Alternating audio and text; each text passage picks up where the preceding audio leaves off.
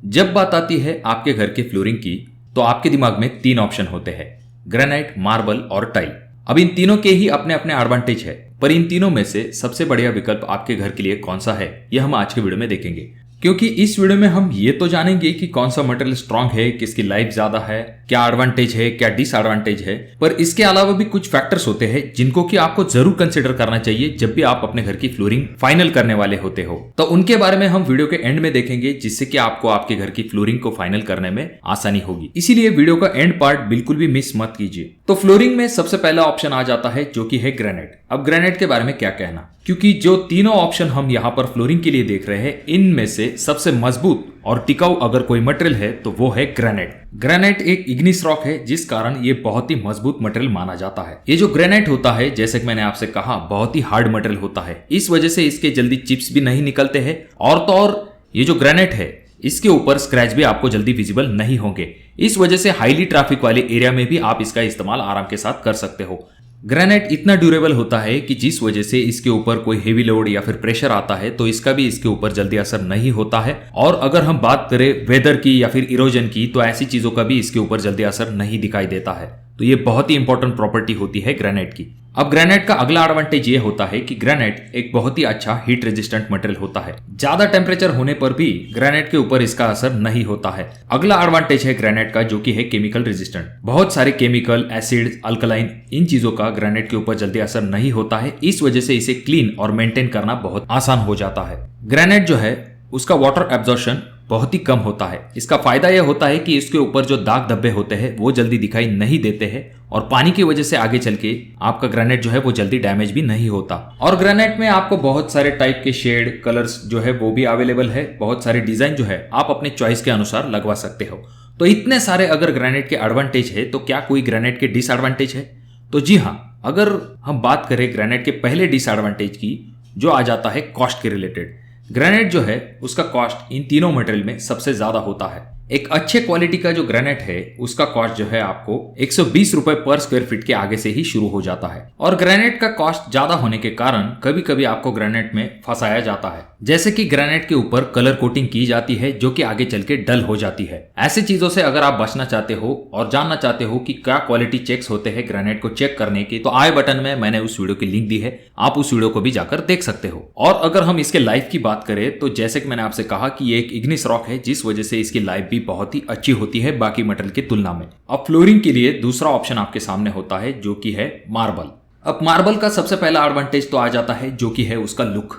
Marble जो है दिखने में बहुत ही खूबसूरत दिखाई देता है, और आपको बहुत सारे टाइप की वैरायटी जो है वो मार्बल में आराम के साथ मिल सकती है। और मार्बल जो है वो भी अच्छा हीट रेजिस्टेंट होता है, अच्छा ड्यूरेबल मटेरियल होता है। हालांकि ग्रेनाइट इतना ड्यूरेबल नहीं होता है।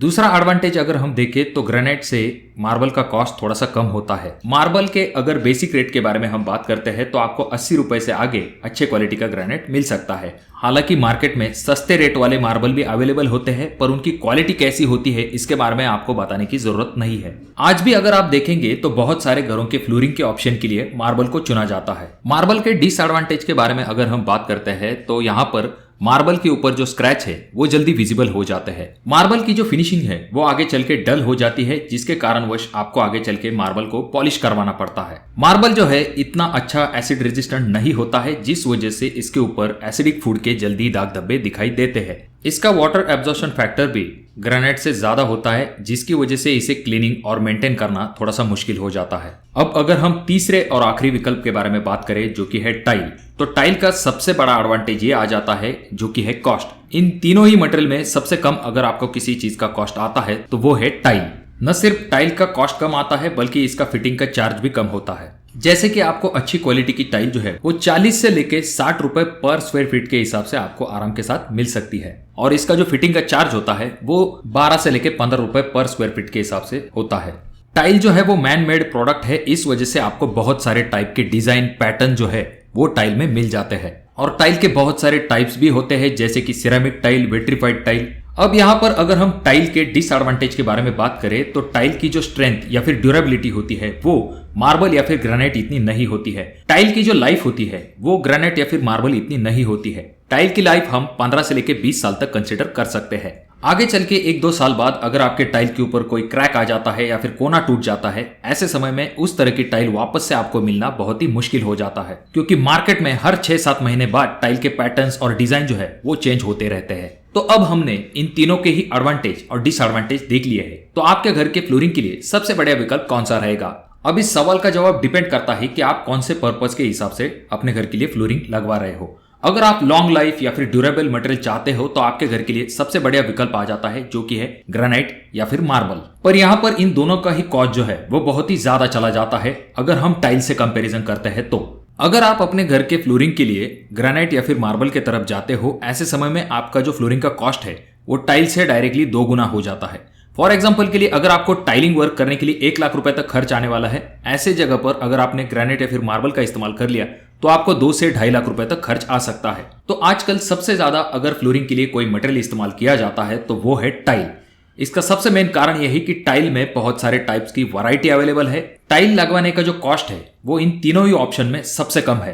अब यहाँ पर ऐसा एक इंपॉर्टेंट फैक्टर है जो कि आपको फ्लोरिंग का डिसीजन लेने में बहुत ज्यादा मदद करेगा। जैसे कि आपने पुराने घरों में कुछ इस प्रकार की टाइल्स देखी होंगी जिनको सालों साल तक कुछ भी नहीं हुआ है, सिर्फ फैशन के चलते लोगों ने जो है उन टाइल को बदलवा लिया, क्योंकि लोग चाहते हैं कि उनका घर का लुक जो है वो नए के जैसा दिखे, अपडेटेड दिखे। इस वजह से उन्होंने उन टाइल को बदलवा लिया। न तो वो टाइल ज्यादा स्लिपरी थी अगर हम आज के टाइल से कंपैरिजन करें तो, ना तो उनमें कोई डिफेक्ट था, ना ही वो जल्दी टूटती थी। सिर्फ और सिर्फ नए फैशन के चलते लोगों ने उन टाइल को बदलवा लिया। यानी कि हर बार लोगों को नए फैशन के हिसाब से अपने घर में चीजें करवाना पसंद होता है। और अगर आपने मार्बल या फिर ग्रेनाइट की फ्लोरिंग पर ज्यादा खर्च कर दिया और आगे चल के आपको फ्लोरिंग बदलवानी है, ऐसे वक्त में आपका और भी ज्यादा खर्च हो जाता है। ऐसे सिचुएशन में आपके लिए सबसे बढ़िया विकल्प टाइल ही होता है। और वक्त के अनुसार टाइल में भी बहुत सारे अपडेट आ रहे हैं, जैसे कि बाथरूम के लिए एंटी स्किड टाइल का इस्तेमाल किया जाता है, जिससे स्लिप होने के चांसेस बहुत ही कम होते हैं। अगर आपको रस्टिक लुक वाली टाइल चाहिए तो वो भी टाइल में अवेलेबल होती है।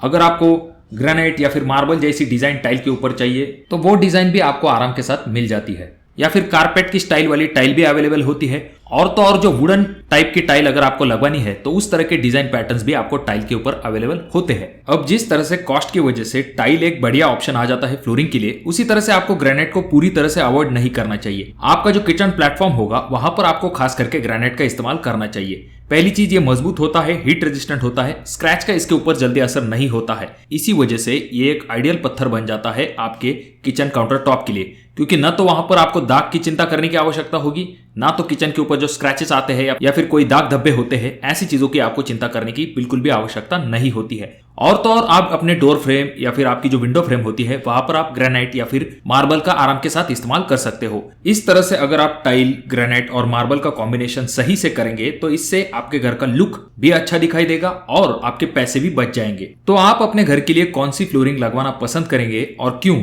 इसके बारे में कमेंट बॉक्स में कमेंट जरूर कीजिए। वीडियो अच्छा लगा हो तो इसे लाइक कर दीजिए। चैनल पे अगर आप लोग नए आए हो तो चैनल को जरूर सब्सक्राइब कर दीजिए। और इन तीनों वीडियो में से कोई एक वीडियो आपके जरूर काम में आ सकता है।